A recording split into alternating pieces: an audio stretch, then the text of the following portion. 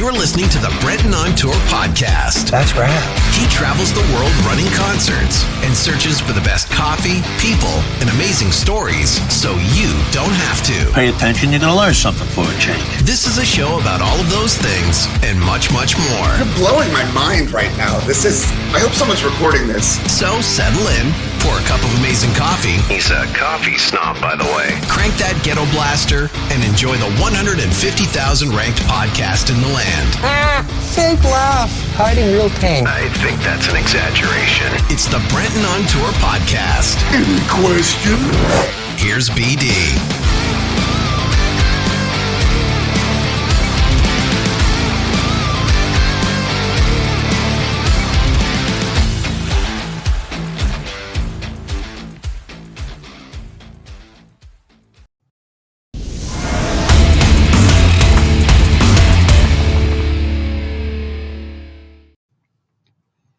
Brenton on Tour podcast for another week. I am here hanging out on a beautiful weekend, rainy weekend in Vancouver. Don't we love it? Don't we love it? Don't we love it? I am continuing my series today of people in the music industry and doing kind of what I do for a living in some various form. We run concerts. We do all sorts of things. As you guys know, there's various jobs and things that happen in our business, some that maybe you don't even know about. Like, did you know there's a job called a runner where the runner just runs around for the band and the promoter all day? Really good gig. Meet a lot of people. There's our band cooks. I mean, did you know that artists travel with cooks that just cook for them all the time? That's a good gig. They never sleep. But anyways, catering never sleeps. And then there's security, as we know, and there's all these different things. But a lot of people don't understand or realize that we got doctors that we need to call every now and again. We got doctors. We got people who,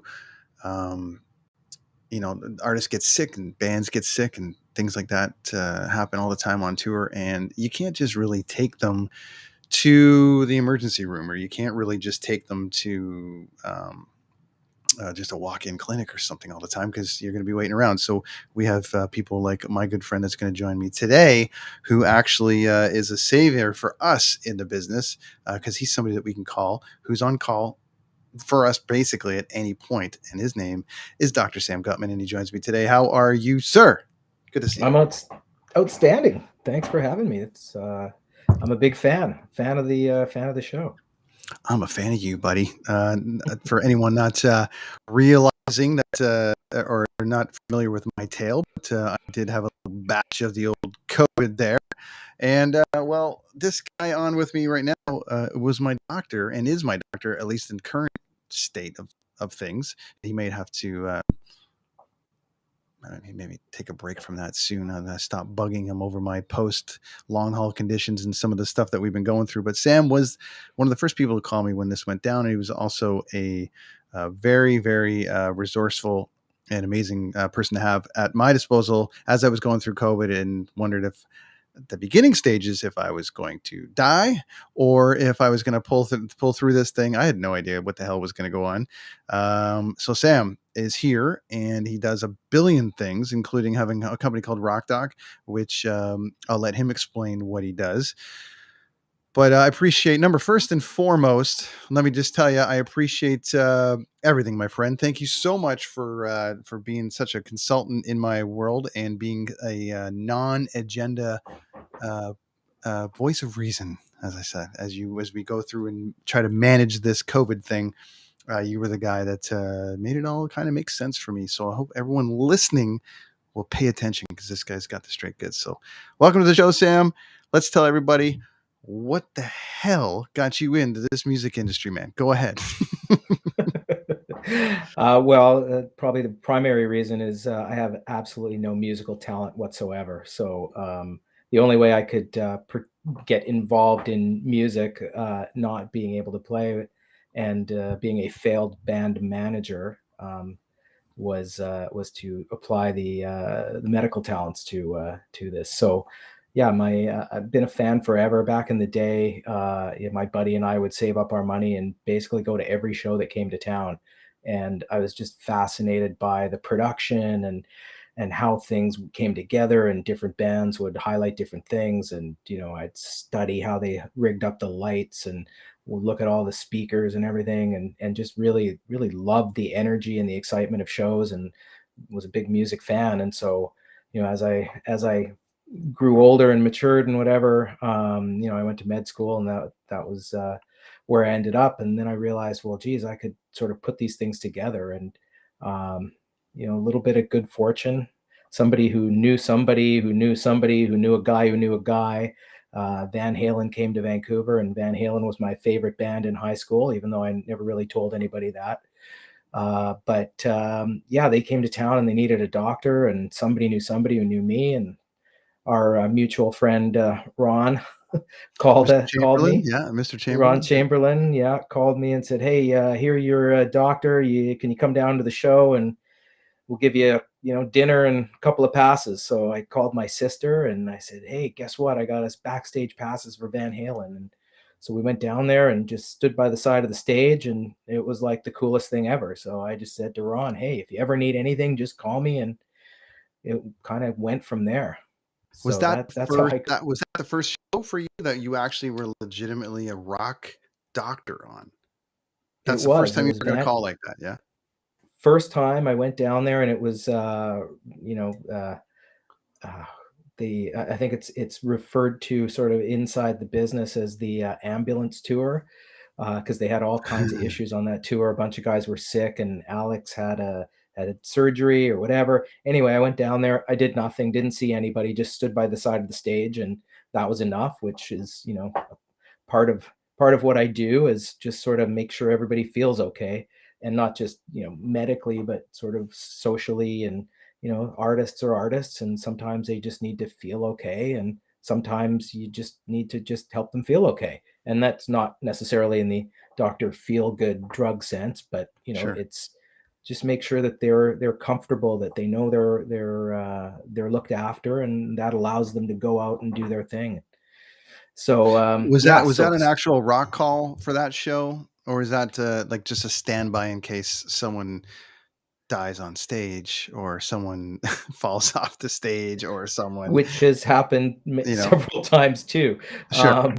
No, it was. I think there was the band had called ahead and said, "Hey, we want to have a doctor there," and because we've had these issues. And then it turned out they didn't really need me, but did want me standing by. So yeah, I went there and it was cool. And I loved the show because my best buddy, who I mentioned, who we used to go to all the shows together, he his step uncle was the guitar tech for Eddie Van Halen. So Jeez. we were in early high school, and we went to every Van Halen show, like every time. Was And that your so first concert? I was gonna ask you if that was your first. What was your first actual concert you went to? my first ever was Sean Cassidy. Sean Cassidy. Sean Cassidy was from the Partridge Family. Jeez. It Where was was actually that? the brother. It was at the Peony Coliseum in Vancouver. And my at the time, our babysitter, she would take us to the Peony every year. And so it was my first concert. We went to Sean Cassidy, and I was like, "Whoa, this is cool! There's all these people here, and they're cheering, and there's music and lights, and wow, this is cool. I like this." And I think I was There's hooked always right after something that that. gets us hooked, right? There's always one that gets us hooked, and some people, like, there's some people that don't like music at all, if you can believe it. There's some people that don't care. They don't go to a concert. They've never been to a concert. They don't care to go to a concert. But then there's the others like us, and we go to that first one, we're totally hooked, and it's Well, over. that's it. I mean, I like to get excited about stuff. I like to look forward to things. I like the energy, the excitement.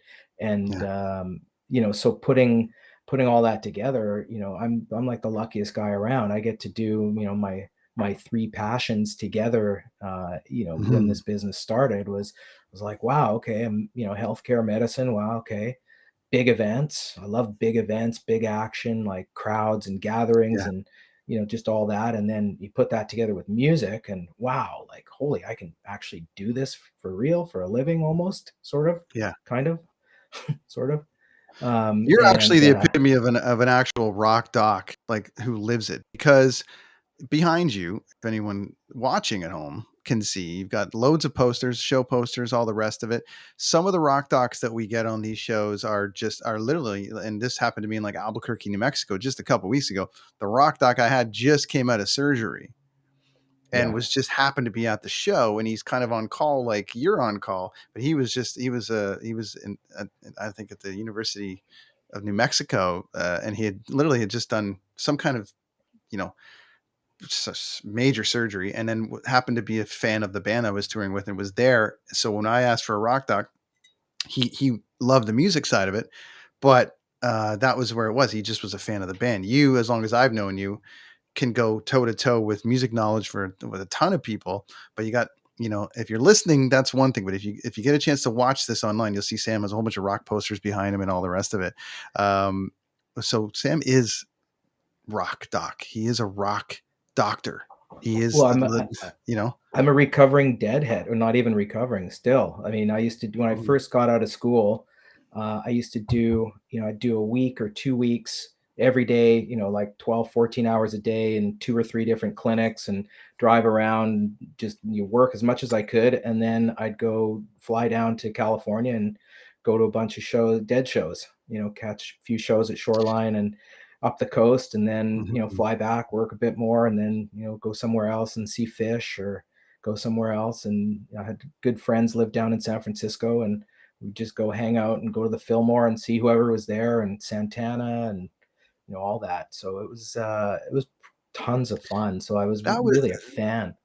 That was my oddest discovery of you over the years, has been your passion for Fish and the Dead, because generally speaking, there's a certain group of people that follow those bands that like to spend 7 hours in a stadium, really, really high, hanging out and chilling.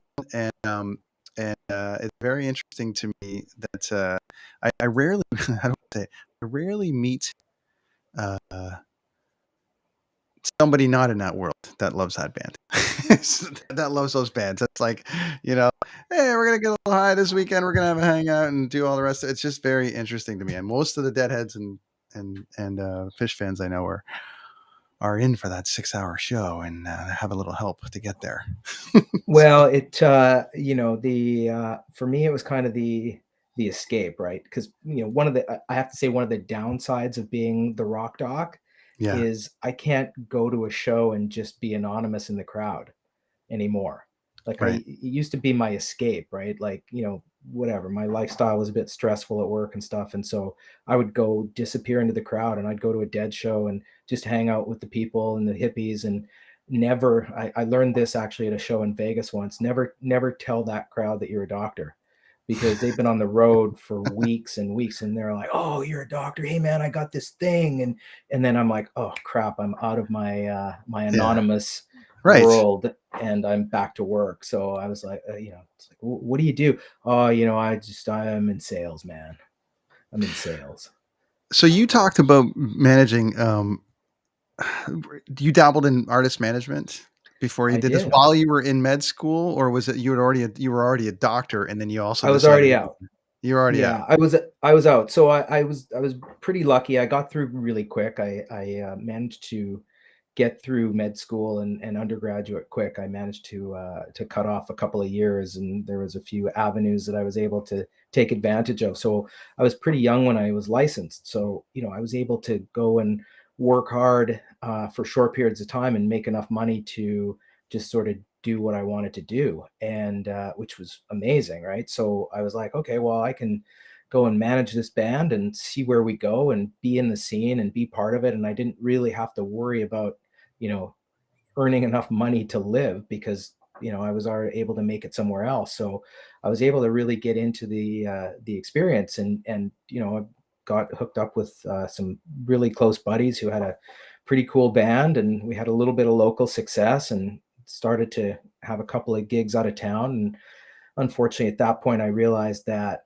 that a good part of what, you know, you and a lot of other guys do exceptionally well is, you know, herd the cats, like get Mhm. these dudes around, get them to places, handle their needs. And I realized that that really wasn't what I wanted to be doing.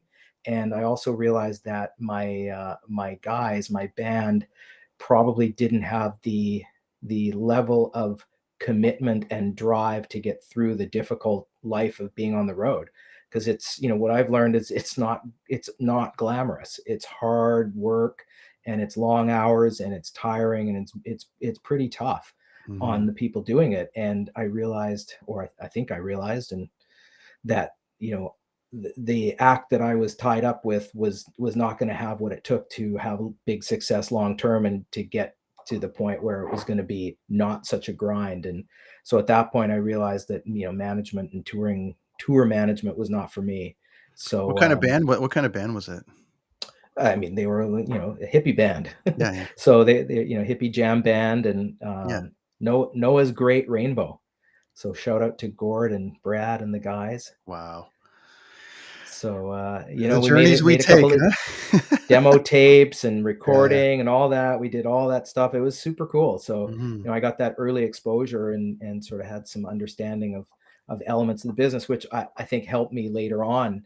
Yeah. When bands would call me and just tell me about their stuff and their issues, I kind of had a sense of what they were going through. It's Yeah. like, well, yeah, you're calling me to come down. It's really, I mean, I was an emergency doctor, so I'm used to being in trauma centers, and people having heart attacks and stuff like that, like real medical stuff. And I'd get an urgent call to come down to a venue, and the guy's got a blister. But it's like, okay, well, that blister on on the index finger of the bass player, like, that's a huge deal. That's a major problem. And so rather than blow them off and go, what are you talking about, you just called me down for a blister, it'd be like, okay, let's really start thinking about how we can get you through this issue that is a major, it's like a major league pitcher having a blister on his index finger. You can't work, you can't do what you do. So I had some kind of an understanding of the importance contextually of some of the stuff. So So I think it was helpful. you got out there and you get that call from Ron, and you go do your first show, and then you kind of become the rock doc for Vancouver, at least for me and others. We call you, and you've come down to a few of my shows over the years. What You don't have to give the band away per se. All that you got as a rock doc. Oh, oddest.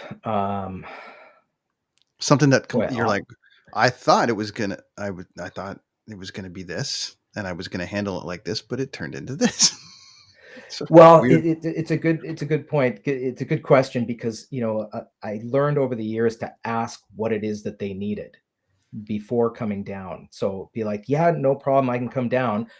Just, you got a sense of what it is so that I can be prepared. So one of the coolest experiences I ever had was a band. They had been touring, and one of their really important key guys on the tour had an abscess, and on his back, and he couldn't get at it, and he couldn't treat it. And you're going night after night after night, and on the bus and whatever, and there's no time, and there was no breaks and no days off, and he couldn't get it sorted. And so he had this big thing on his back, and it was bad, and it was getting really nasty. And so they didn't tell me what it was. They're like, okay, well, the bus gets in at 3, and we got sound check at 4:30, and blah blah blah, and can you be here at 3? And I was like, well, it'll be tough. What do we, what's going on? And anyway, they didn't tell me what it was. I get there, and there's this just gigantic mess that has to be sorted out. And I was like, okay, listen, you got to come up to the hospital. We got to get this done. And he's like, well, yeah, I got to do the show and whatever. So I was like, okay, hang on. So I run back to the hospital. I grab a bunch of stuff. I come back down, and we set up under the stands at the arena. And I got 2 guys holding flashlights, and we basically open up this giant abscess, and just a big surgery right there on the table and under the stands, and you're packing the gauze in there, and it was a big mess. And anyway, the guy goes on, does the show, everything's great. And the band was so grateful, because this guy was a really key guy. So they say, oh, well, come back to the show. We want to look after you. And I was like, okay, great. Not a huge fan of the band, but sure. So I go home, I grab my wife, we go back down there, and they're like, oh yeah, you want a drink or whatever. Yeah, sure. So they come and they sit us literally on the stage right behind the stack, and we're like on the stage, and they're mixing us margaritas during the show and bringing us food, and we're sitting on the stage. It was the craziest night. Like, it was unbelievable. I'm like, a foot and a half from the lead singer who's belting it out, and he's coming over and high-fiving, and we're sitting on the stage. It Well, you was saved them a nuts. pile of money probably as well, so it's the least that they could do, huh? They didn't have to cancel the Yeah. show, and they were able to continue the tour, so there you go. I think people Yeah, need it to was understand cool. the significance and the importance of a rock doc, especially for somebody like me that's on tour. I need to be able to sell something fast. I need to be able to sell something quick. If I've got an artist that's sick, there's levels. If there's a level of like, we got to get him in an emergency room, the rock doc isn't called. But if it's one of those things that can be handled on site, we generally have a rock doc in every city. What kind of calls for people to wrap their head around what you could see at a show? What kind of calls, whether it be festival, club, whatever, can people expect you to deal with on a show day? Well, I'll put festivals aside because it's a whole other story that I want to Sure, actually share a couple of interesting ones on festivals, because sure. that actually is ultimately, that is the pinnacle of what I think I do is the festival. That's really the coming together of everything. That's really how the formalization of the company started, was a big music festival. But stuff we do, it's everything from nothing to really intense stuff. So, I guess I explain it that this is like the traveling circus, city to city to city, 3 months away from home, and lots of stress and fatigue and all kinds of challenges. And, often it's just, hey, I'm worried about this, doc, can you come and just take a look at this thing on my leg? Or I've had a nagging cough, or my ears are sore from flying. We just did the Letterman show in New York, and we flew in, and now my ears are plugged and I can't hear the monitors. So stuff like that. So a lot of basic stuff, a lot of as the industry has changed, and I've been doing this quite a while. The industry's changed to, there's a lot of older acts that are touring more because they're not making their money on albums like they used to. So they're out on the road longer. And so you've got 75-year-old guys, and the guys that have been with the band for 30 years, they're 65, 70, sometimes more.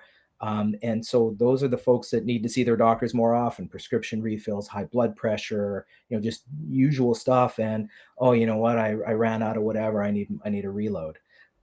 So that's sort of the majority of the stuff. Sometimes it's worse. Sometimes, the stress gets out of control and people are starting to lose it. And so then it's a bit of, psychiatry and stuff on the Mhm. road.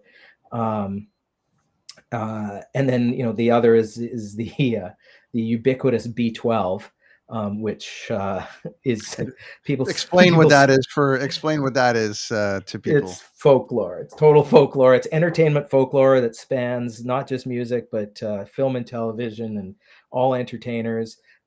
It's like, I'm really run down, and I need a B12 shot. And I'm thinking to myself, no, you just need to sleep, and you need to just go to bed, and you need to sleep for a day and a half, and that's really what you need. But anyway, so it's like, okay, the B12. Well, so, scientifically speaking, if you've even walked by a green vegetable in the last week, and had some kind of protein, you probably don't need any B12, and you're probably okay. But some people will get a bit of a little buzz from it, but it's really not really Almost much. And every especially single tour I've ever been on, at some B12. point, there's a B12. At some point, we So have to call a rock doc in, or at some point, they're going out to a place to get a B12, and it happens a lot. A lot of singers, a lot of lot of singers. singers. Yeah. And so somebody once asked me, they're like, so what does B12 do? And I said, and I was kind of being a bit of a jackass. And I said, you know what B12 does? It gets me 2 passes to the show I want to see. That's what B12 does. Right. Um, Is there so anything to it at all? Is it just a There is. bunch of vitamins? If you're vitamin deficient, what's the deal with the No, B12? B12 is a really important vitamin. Like it's really important to a lot of different parts of metabolism. Like it is a crucial thing, but you get it by eating properly. And Sure. but like if you've been strung out for years on tour and you haven't eaten properly and you just drink booze and do drugs or whatever, yeah, okay, you might be B12 deficient. So sure. But the vast majority of people, it doesn't do much. And so, I was like, is this ethically right for me to be doing this? And the good news is that you can't have too much B12. And so if you don't need it, you just pee it out. And so I was like, okay, well, I'm not hurting these guys, so if that's what they want. And again, when it came to me that what I really do most of the time is put these guys' minds at ease so that they can go out and do what they do. um, and it's a funny story actually. Drummer of a huge, a band everybody knows, like one of the iconic bands of forever. I'm sitting there chatting with the drummer, and super nice guy, and we're having a little friendly time shooting the shit or whatever. And he says, "Okay, well, it's time to give me the shot, Doc." And I said, "Listen, man, you're a bright guy, you're a reasonable dude. Like, I got to tell you, there's absolutely no scientific evidence that this is actually going to do anything for you." Right. And he looks at me and he goes, "Listen, man, for 30 years, every night before I go on stage, I get a shot in my ass. So give me a shot in my ass." I'm like, "Okay, There you go. Yeah. that's what it is." I said, "I'm not, you're not going to make you addicted. I'm not going to make you sick. I'm not going to hurt you. If Right. that's what it is, okay."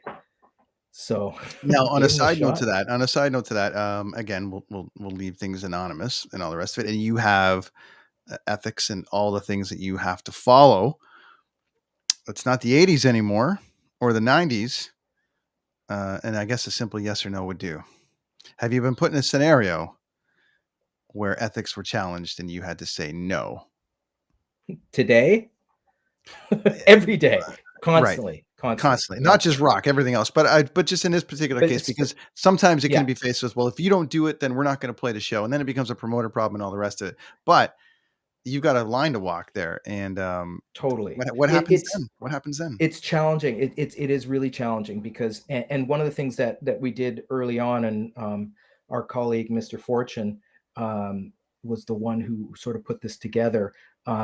He sort of said, we're using you in Vancouver. We got somebody else in Calgary. We got another guy in Winnipeg. We're taking this tour across Canada, and they're getting a script from you. They're getting a script from our guy in Calgary. They're getting a script there. It's not right. And I said, "Yeah, you're damn right it's not right." So we actually put together a loose network of rock docs across Canada. And just so that we could sort of go, "Hey, did you see so and so last night?" and give them, 30 Right. Vicodins or something.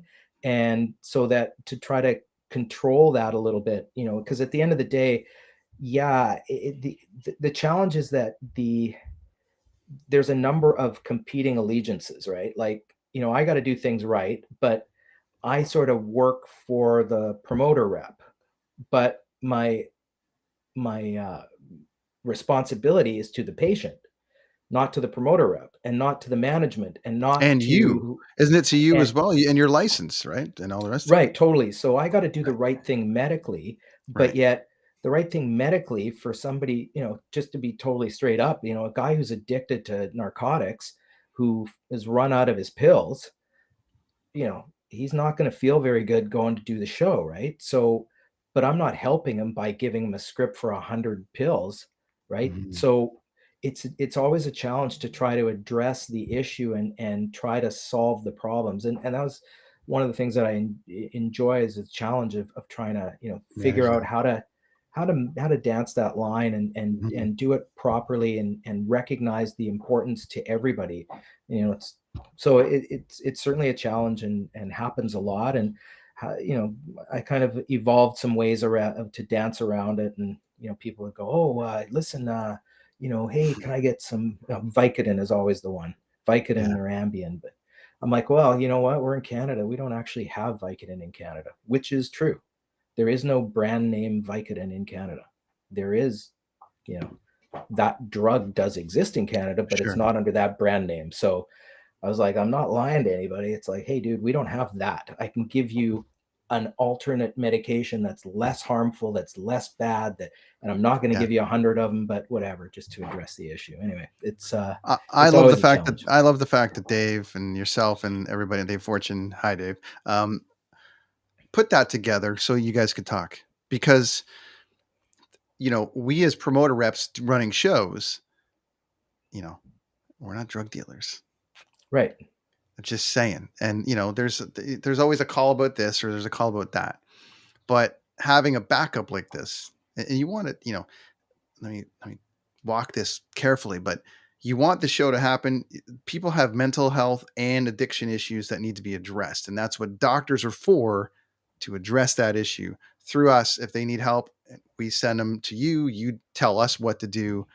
You service them, staying within the realm of your license and all the rest of it, and move on. But not having a standard rock doc sort of like group of guys across the country can be dangerous, because some guys Totally are like, oh yeah, whatever you need, yeah. and I've seen, like, we've seen it over the years of like, well, that guy gave me this and that guy gave me that. It's like, okay, well, that's fine, but our guys don't do that. So kudos that you guys were able to put that together, because I think it protects everybody when that happens. And it's really, at that point, it becomes a management and an agent thing. Hey, call your manager, call your agent. Because well, right. And I mean, at the end of the day, we're not helping anybody by writing a script for 100 of these things. No. It's not. And because then then it's like, oh, they used to it used to happen that I'd walk into the building and some of the tours be like on the radio, hey, we got a rock doc in the building.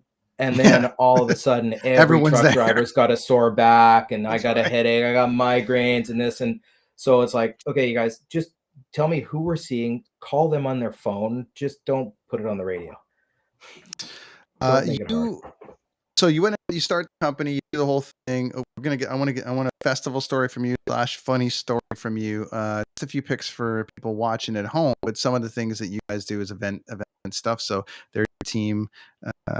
There's you guys do marathons, you do concert, provide medical services for events all over the place. So it happened, out of that phone call from Ron, and then it turns into event stuff. How did you take it from that concert, and then all of a sudden now you're doing the Sun Run, or you're doing this, or you're doing that, and then you're doing the jails, and then you're doing this? It's actually turned into a full on company outside of everything. Yeah. So how does that go from the concert to this new thing that you got now? Not necessarily new, but Yeah. So like everything else, it's relationships, and guy who knows a guy, right? So and my thing is always just try to treat people respectfully, because you never know when somebody's going to know a guy who knows a guy or whatever. So yeah, I was doing the shows, and Roy Yen, also a Vancouver guy. Hi, Roy. Yeah, and Roy was working for the city, doing a contract, and the Vancouver Marathon, sort of big old marathon every year, 25,000 people or whatever it is. And this was around the advent of cell phones. So, everybody has a cell phone. This is back in 2006, 2005.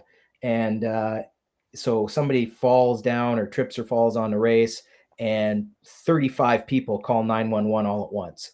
And so they send every ambulance in the whole city out to find this one guy, and caused a massive delay in the whole system. And so the city says to the marathon people, you guys got to have an organized medical program.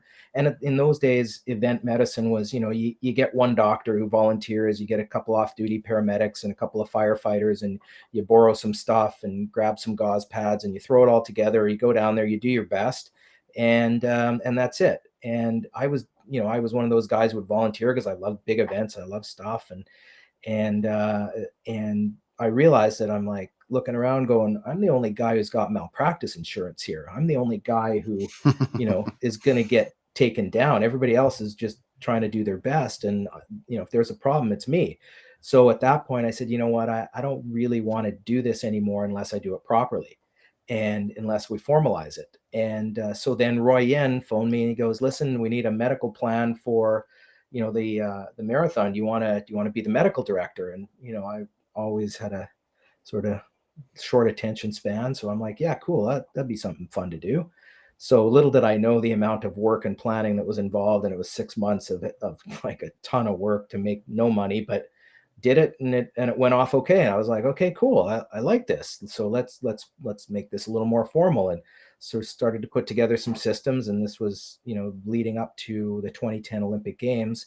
There was a bunch of test events and the triathlon world championships we did, and then the World Cup, and then the World Police and Fire Games was here. And so we got involved in all that, and we started to really build out the idea of event medicine in a formal way, and had some really good colleagues that worked on it. And we started a research program at the university doing research on mass gathering medicine. And so that all started to come together. And then another local guy had this crazy idea to do a massive music festival in the middle of nowhere north of Whistler. And we were sitting in the Live Nation box at Aerosmith, the 8th of December. And he comes up to me and goes, hey man, I got this idea. Like, I want to do this festival. You want to do the health and safety? And I was like, yeah, that sounds cool. Well, again, little did I know what I was getting into. Turned into this massive monster of an operation. And it, I was hours And now every night. You set up, and for the record, you set up triage there. You set up all these different, when it comes to a festival, you're basically setting up a mini hospital. Yeah. We had a 54-bed field hospital. We had ICU beds. We could do casts. We had a 12-station respiratory station, because anybody who remembers the '08 Pemberton Festival, it was hay fever and dust and nobody could breathe, and we had all kinds of challenges. So anyway, we had everything, and it was massive, and we had ATVs and bike squads and all this stuff. And so the first night, it's the Friday night, first real night of the festival, and it's crazy. There's hundreds of people coming in. And I remember because we had 359 patients in the first 18 hours. And at my trauma center, we would see about 120 a day. And I'm like, okay, well, there at the trauma center, we got, 2 doctors, 12 nurses, and, a bunch of other people. And we see 120 people. Here I got about the same number of people, and we're seeing 350. So just craziness. And I remember I walked out into the middle of the field after the show was over. It was dark and there's craziness going on. And I was literally almost in tears because it was all working. And it was at that moment I went, this is what I want to do. And came home from the festival, incorporated the company, invested a bunch of money, got it all ready and started out. And that was the end of the Pemberton Festival for 6 years. Right. So I was like, oh crap. I just, started this company to do event and festival medicine, and my anchor event just went away. So, but thankfully you got others. And then the pivot, that's the word of the year for the last 2 years, was the pivot. So we reconnected again. Okay, so first and foremost, as I mentioned before, I have gone through COVID myself, coming out of Manchester, and Sam was one of the first people to call me to sort of say, hey, how you doing? What's going on? And at that point, I'm like, what is this? What is going to happen to me? And your answer was, I don't know. And I'm like, great. You're the guy I trust, and you don't know, so let's figure this out. And you're like, we're going to go through this, and we'll work through this together. And it was great. And Sam was in touch with me almost daily or every other day. How you doing? How you doing? How you doing? And it was great. And it really put me and my family at ease, because we were able to kind of realize that at the time that no one had the answers, but everyone was kind of working together to sort of see what was going to go on. So that calming voice was Sam for me.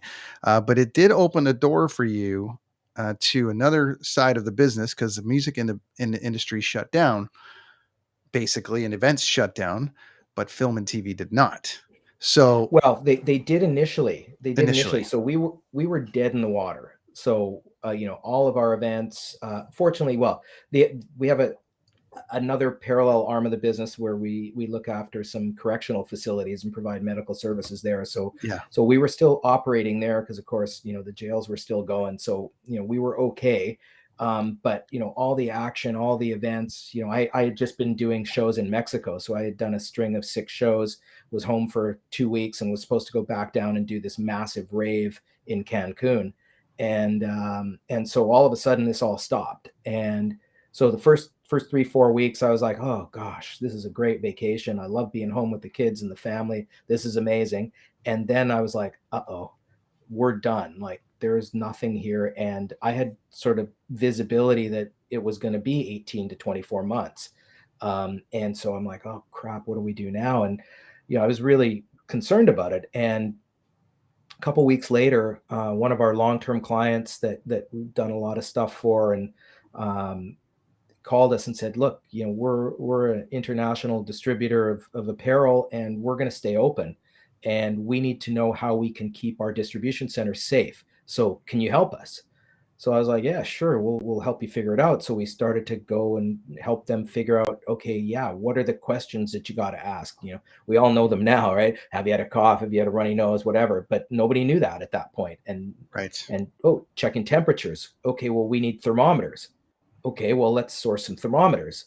And PPE you couldn't get. Well, we had a warehouse full of PPE. So we also had our event infrastructure where we had the ability to reach out to a big network of healthcare people and be able to pull them in, train them up, tell them what we're doing, and send them to these places. So we took our event infrastructure and applied it to COVID safety for industry. And that started to one and then another, and then somebody else heard, and whatever, and people knew people. And so we started to do a few of those, and it got a little bit bigger, and we started to build out our infrastructure in the Toronto area as well. And so that was going okay. And then I realized that testing was going to become a really big deal. And when I realized that film and television was eventually going to come back sooner rather than later, then I reached out to one of the big lab companies, and I did the first private deal for COVID testing with a major lab in Canada.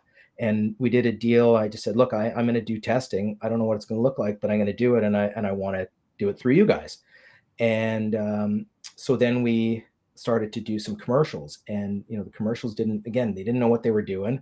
So we started to do the COVID safety plans for them, and then we started to offer them testing, and then we were good at coordinating the logistics on the collection side, on the front end, of making sure our staff showed up on time with the right equipment, the right supplies, the right processes.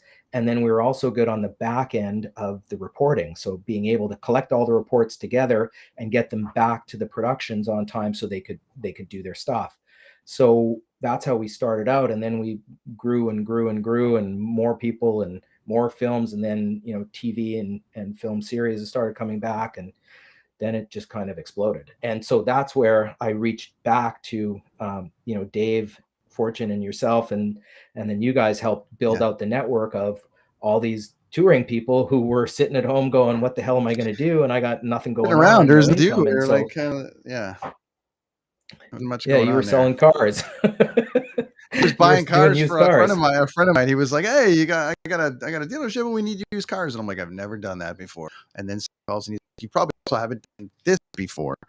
But we've got movie and film that needs testing, and here we go, which was amazing. Amazing to see what you were able to pull off here.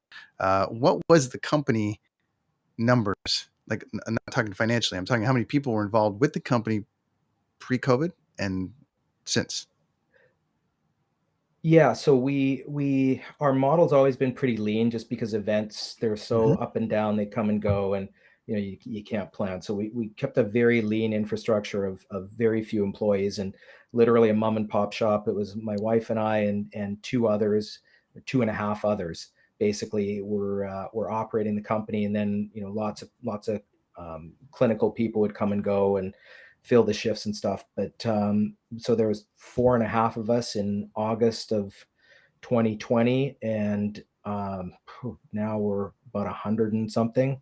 And then I don't even know how many contractors we have, like so many people right across the country. And it's Yeah. been, it's really been an amazing collaboration of some unbelievably talented people. Just, like he was on your show last week, Andy Robichaux. Yep. He's a tour guy from Halifax, and we get on the phone. Dave says, "Hey, I know this guy in Halifax. You want to go set up in Halifax?" We had a film, one of the film companies were shooting, and we're like, Yeah. "Okay, yeah, we can do Halifax. We know a guy." So we call up Andy. It's like, "Okay, Andy, here's what we're doing." He's like, "I don't know anything about medicine and science." I said, "Yeah, no, it's cool. We'll teach you." Well, with Andy and one person, a guy who knew a paramedic, and we got her going. And so the two of them built out this crazy thing we got going there. Yeah, So it's been amazing. it's quite something how it came together, and then they kind of coincide with what you were talking about before, which we all talked about that might subside, and then events will start back up again. So you kind of were able to capture lightning in a bottle, but then you're going to also go back to lightning in a bottle because all the events are going to start happening again, and there's going to be tons of stuff. So how many Rock Doc calls have you been on a Rock Doc call in the last 3 months? Well, there has been lots of Rock Doc calls that have come in. Yeah.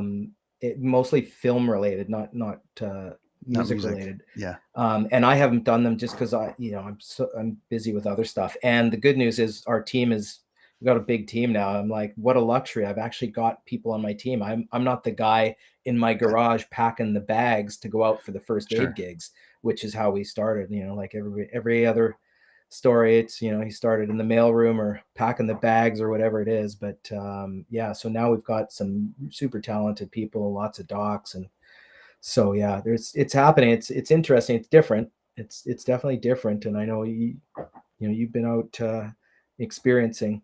I haven't really left my basement. I went out on a tour. Yeah, I went on a tour, and I experienced being back on tour again, which was interesting. And then, but just seeing how the infrastructure is working now is quite something. So anyone needs an advice on a medical company, just reach out and I'll connect you with Sam. Okay, I want to talk. I'll let you go in a couple minutes here, but I want to have some fun here for a minute because last week I posted a little something about being on a couple of inhalers. It caused no shortage of like anarchy in my world as far as people messaging me and all the rest of it. Some of it, are you okay? Some of it, this is bullshit and it's fake. Okay. Some of it with some medical advice. Some of it with some non-medical advice. Some of it it's just such a polarizing subject to me. And I'm actually always in the middle, and this show isn't political. However, we're going to have some fun. So one of the things that you offer currently right now, especially when it comes to travel testing, because people are traveling, you need to fly into the country. You need an antigen to go into America. Some of them, you need a PCR to go into some of these countries. The other side of it is also to come back into Canada, at least right now, you need a PCR, which may or may not change. We don't know. So lots of chatter online about how PCR is stupid and it's not accurate and all the rest of it. So let's have some fun for a minute. And I want you to try to dumb this down as hard as you can to dumb this down because I'm assuming we're going to get some fun little feedback on this little segment of the show. So, my friend, to someone who says the PCR is stupid and that it's dumb and it's not accurate and it's blah, blah, blah, go ahead. Yeah. So there's no place for politics in any of this. It's a disease. It's a virus. There's science, and that's really it. So in my view, so understanding the science really removes the politics, right? So a test is not political. A test is just, it's a test. So you apply different tests in different scenarios for different purposes. And what people don't understand is a test is not a yes no proposition. It's about probabilities. It's about the likelihood that the result that you get from a test is a true result or is a false result. So what that means is, in certain circumstances, you use one test. In certain circumstances, you use a different test, and you have to evaluate the performance of the test to understand what the results actually mean. So, and I get that that's way beyond most people. They can't even go there. But what it means is that if you have a problem that is a low incidence, meaning there's not very much of it around, and you're trying to screen people to be sure that they don't have it. So for example, if you're trying to do a movie set where you can't wear a mask and socially distance and stay away from people, which is not politics, it's just that's how viruses spread. If you get close, viruses spread. So if you want to not spread a virus, stay away from people and wear a mask. That's just fact. So if you want to keep a set safe where there's no ability to stay apart because you got to like get close to each other and be on camera, you need a test that is going to be absolutely just about 100% sure that if you do that test and it says you don't have the disease, it's accurate. Okay, that's a PCR test. So it's a DNA test. It is accurate 98, 99% of the time. If it says you don't have the disease and you have no symptoms, it's correct. What is it about it that makes it so?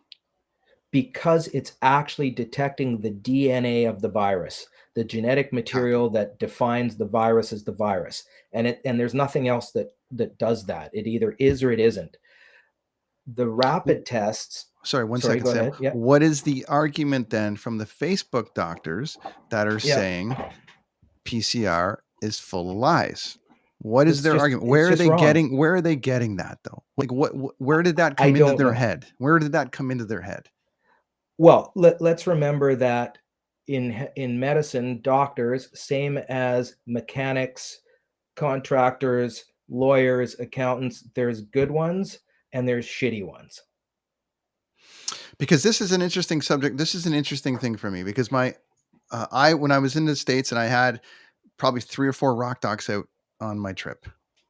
Again, my friends, not being political, but I am very curious as to the very hardcore Republican doctors' take on this whole thing. And I was in Phoenix. Yeah. I was in Phoenix and I had a rock doc out who was of the Republican side. Yeah. And I was like, I'm curious. You tell me what's going on. And his answer to this was very interesting to me. He's like, the only people in our emergency rooms are unvaccinated. I'm going to leave it at that. And I thought, if that's coming from the Republican doctor, then what's with the other? Why is this agenda based? If the people are taking this other stance, or is it just mechanics saying that you should use this tire instead of that tire? Yeah, well, stepping back, there's let me finish the testing, then we'll go to vaccines. But so with testing, so people don't like PCR because it goes far into your nose and it's expensive because it's a really good, accurate test. So that's fine.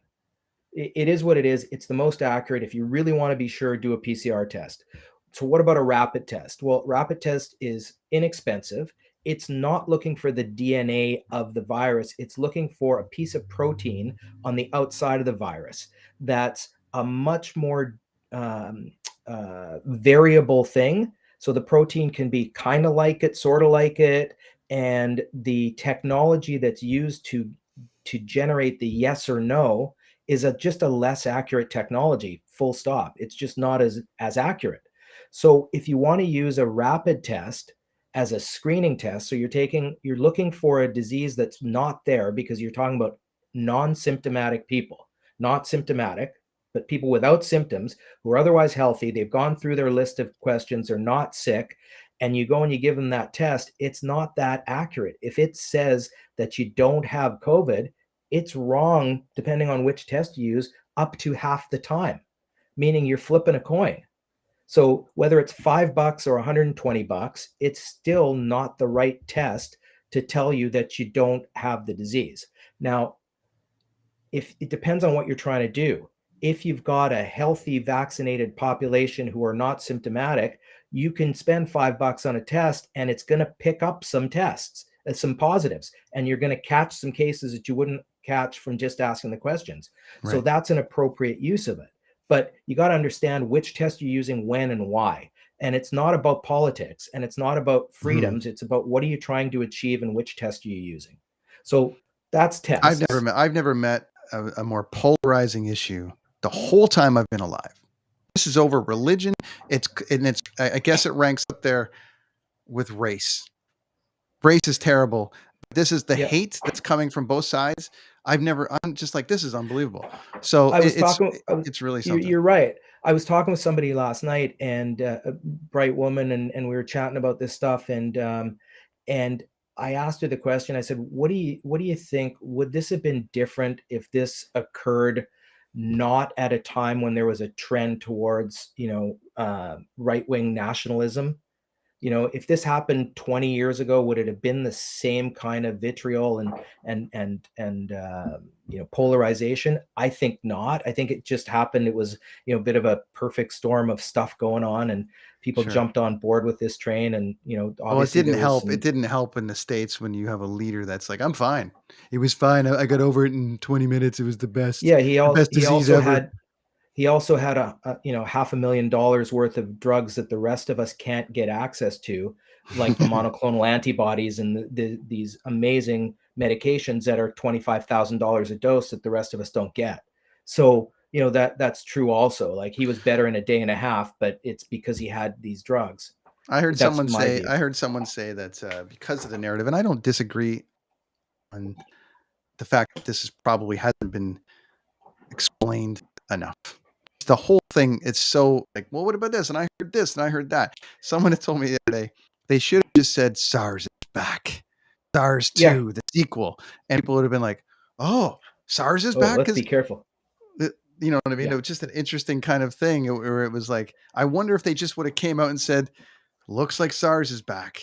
The people just would have been like, let's go. Well, it's also like, I don't totally understand why people are choosing to listen to people who have no background in these issues. Like, hey, I love Joe Rogan. He's a funny guy and he's a great UFC commentator, but I'm pretty sure he's not an epidemiologist. I'm pretty sure he's not a virologist. I'm pretty sure he doesn't have a degree in this sort of stuff. He didn't go to university to learn about this. So why are we choosing to listen to him over Dr. Fauci? Okay, because in my take on this thing, and we can leave it, but I mean, my take on this is the fact that on that side, there's also a whole bunch of doctors that have come out against all of it. And they have an MD, on their name, or they have this, or they have that. A lot more of them are chiropractors. But I'm just saying a lot of doctors have come out with all the letters at the end of their name that are said, this is all bullshit. And that's where, if all the doctors on the planet were like, no, everyone get on board with this thing, but it's split. And that's what's confusing people to me. That's what's confusing to me. Yeah. Or to people, not to me, to people. There are MDs and healthcare people who have a different view than the vast majority of the rest of the healthcare world. And those folks have been really amplified by social media and not just social media in and of itself, but there has been a purposeful amplification of their outlying opinions. But make no mistake, those are outlying opinions. The very vast majority of people understand. And the other thing that I think has really been missed in all of this is that, yeah, it's true.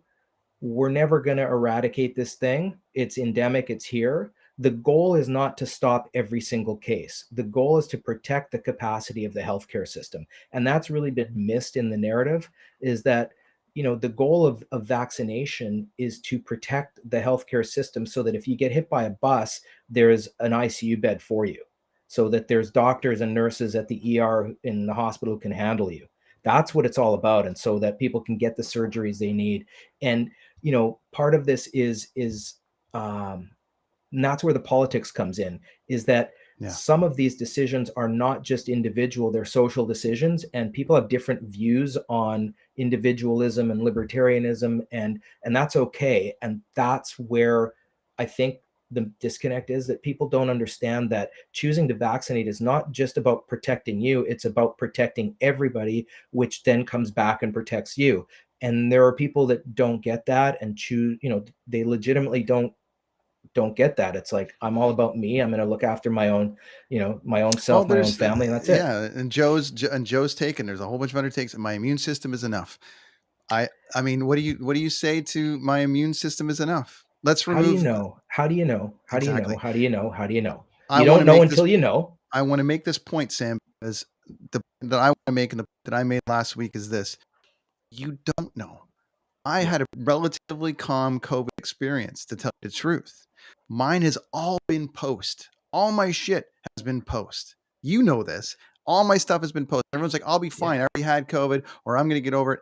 I get it, but you have no clue how you're going to react to it if you do get it. And there's this like, well, let's just all get COVID and then Let then we'll me be fine. But it could really hurt let me you. give you a couple of an experience that's happened to me a couple of times as an ER doc, where you get people who have a legitimate belief that vaccinations are unnecessary, so they don't vaccinate their children. They choose not to do that, so they don't give them the pertussis vaccine for whooping cough, right? So, or smallpox or whatever, all the ones, measles, mumps, rubella. They just, for whatever reason, don't believe in vaccines, and my opinion is they're badly misinformed. But okay, they choose not to do that, and it's all good until their kid gets whooping cough, and then they show up in the ER and they look at me and they say, do something, help my kid, fix him or her, he's suffering, he could die.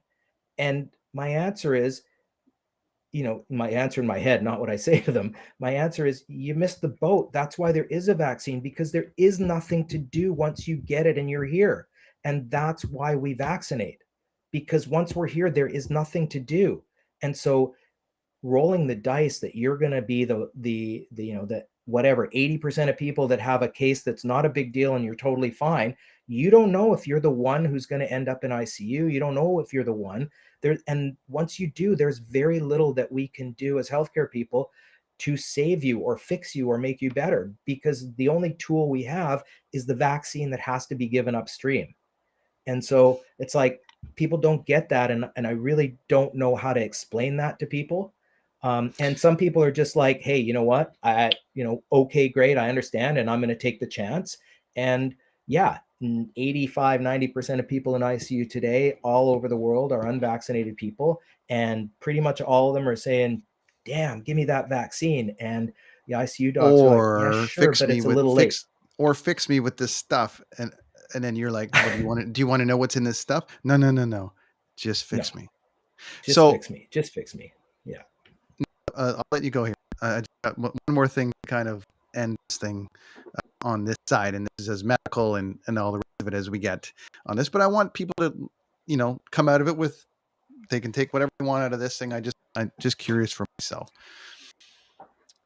I want to preface here that everyone has the right to choose what they do within themselves. Everyone has the right to put something in them if they want. If they have a strong immune system that they think, great. Go, do your thing. What do you say to the people that are like, this isn't a vaccine, it's just a dose, and it was rushed, and this mandate is crazy, and we shouldn't be forced to do things? All valid questions. I even asked at the beginning, I think I even asked you, do I need the vaccine? I've had COVID. I've come out of it. Do I have enough antibodies? Can I get through this thing onto the next phase? So my question to you, and the final one on this subject, vaccine hesitancy, what's your take? Can you dumb it down to the point of, what is this thing? Is it a Yeah. vaccine? Yes.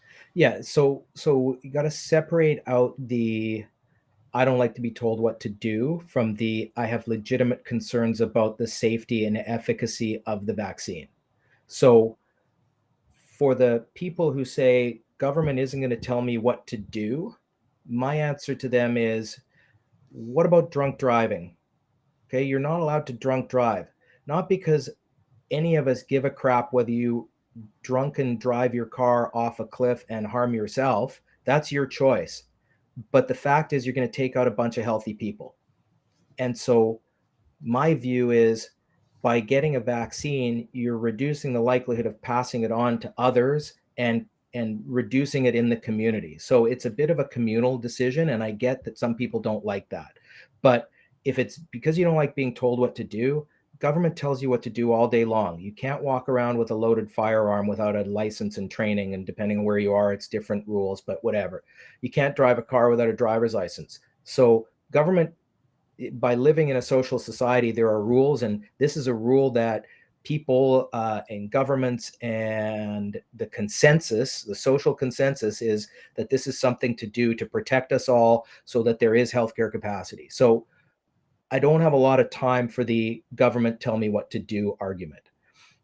The next argument, there's more to it, which is, okay, this was rushed. We don't know enough about it. Well, we also don't know. The virus didn't exist until 18 months ago, 20 months ago. So we know about the same amount about the virus as we do about the vaccine. And now there's been whatever billion doses. I think the number in Canada was there was 56 million doses, and these are rough numbers, 56 million doses given and 400 reactions, 447, I think I saw. So it's really safe. It's way safer than a lot of other things that people choose to put in their bodies. And it's also incredibly effective. Like, in terms of a treatment being 93% effective, like if you got high blood pressure and I put you on high blood pressure medicine, there's a concept called number needed to treat, which is how many people exactly like you do I have to put on blood pressure medicine to prevent one stroke? Well, it's like 10 or 12 or something. So in terms of efficacy, in terms of effectiveness, these vaccines are incredibly safe and incredibly effective. It's true, they haven't been around for 100 years, so we don't know what the long-term consequences are. But we also have the last 100 years of using vaccines and knowing that they don't do bad things. So the likelihood that there's long-term problems is really low. So on a balance of all the evidence, it's way smarter, safer, better to do the vaccine than to not do it. And there's some argument, Joe's got an argument about, well, I had one dose and then I got COVID, so do I really need a second dose? Completely legitimate argument. And my view is yes, but there's a legitimate argument that you don't need another dose. I don't buy it, but it's a legitimate argument. So, there's so much to this, but so much of the discourse is coming from people who don't understand the arguments, and they're jumping on a bandwagon, or they're, as you put it, politically driven or whatever. But there is a lot of science here. There's a lot of thought. There's a lot of really smart people. The other thing that also is unique to this particular time, and I said this way back at the beginning, I said to my wife, I'm like, this is bad. Most pandemics historically, it's 5 years, bunch of waves, a lot of people die, it sucks, it's horrible. We're in a time, unprecedented time, of ability to share knowledge, to have computer power to create, to crunch numbers, to do the research. No wonder we got this stuff so fast, because we've never had the ability to manage information like we do. We've never had the ability to collaborate scientifically across the globe like we do now. So yeah, okay, maybe it's fast, but we're in an age of fast ability to make decisions. And so, got to consider that too. There is a whole bunch of political overlay, and I get that, and people are skeptical of governments and they're skeptical, but the science is the science. And most scientists I know are pretty straightforward people who are about the right answers. And nobody's perfect, but I don't think there's a mass conspiracy to sell more, sell to for Bill Gates to track us with. No, there's a secret bat phone. There's a secret bat phone that all the doctors around the world are on. And they're like, oh, we're gonna get him. We're gonna get him. Yeah, I guess I didn't get the extension anyway. You must have got the extension. That guy is the doctor that I trust. That's Dr. Sam Gutman of this wonderful company, RockDoc, which you can find RockDoc Inc. Event services. He's doing PCR and travel testing, PCR and rapid testing if you need to get out of the country, which I foresee happening for a little while. This is your guy, and we can do it around the world, around the country of Canada. So be sure to check out RockDoc. Sam, one last thing before you go, your favorite concert you've ever been to of all time? Oh boy, that's a tough one. So many good ones. Autzen Stadium, 1993. I believe it was May 23rd. The Dead saw a naked midget walking by me. Sorry, naked little person walking by me, and went, where else would I see this? Anywhere else in the world. Walking, just going about his business like nothing was going on. Anyway, that's so many good ones. Don't even know where to start. I'm blessed to have seen some of the shows I've seen, and just amazing, amazing stuff. I guess the best one was my wife and I got front row for the Chili Peppers and just had the best time ever, and like right in front of Anthony Kiedis. It was so cool. Anyway, there's so many. That's my friend, Dr. Sam Gutman. Sir, RockDoc, where can people find you online? I believe you're just on the LinkedIn, huh? LinkedIn, I just we have lots of social media. I don't, but my sons keep me abreast of everything and will forward anything important. But LinkedIn or just website, reachable through the website. RockDocInc.com for everything. Sam, any travel testing, all the rest of it. Thank you, sir, for joining me this week on the Brenton on Tour podcast, and everyone out there for listening. We're going to keep this series going, touring during a pre-pandemic, post-pandemic, all the rest of it, and some of the people that are involved in it. My favorite people in the world right there, Sam Gutman, also a doctor with no agenda that I trust greatly, who I've trusted with my life and has done great things for me and helped me maneuver this madness that is COVID.